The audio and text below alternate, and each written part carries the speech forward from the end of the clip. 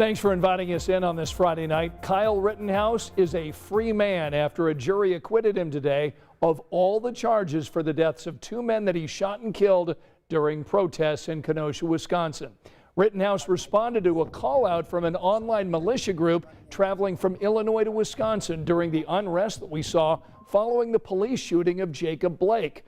Prosecutors painted the then 17-year-old as a vigilante looking for trouble. But defense attorneys argued that Rittenhouse acted in self-defense, with him actually taking the witness stand at one point. Tonight, loved ones of the two people he killed say this verdict is difficult to stomach.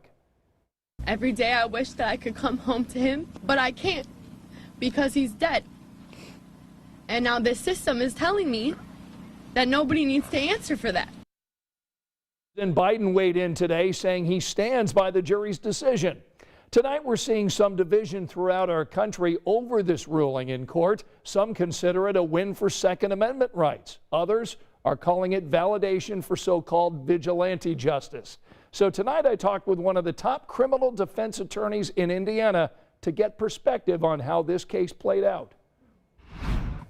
How risky was it to put Kyle Rittenhouse on the witness stand and have him testify in his own defense?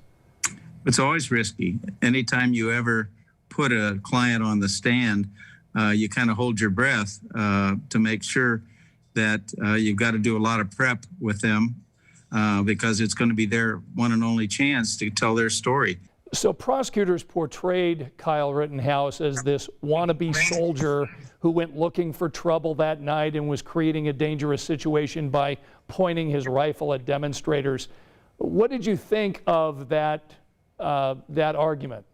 The jury seemed to look beyond that and listen to what Mr. Rittenhouse said on the stand, looked at the videos and arrived at the conclusion that they thought self-defense in this particular case. So I wonder what you think about that drone video, and did that play a role?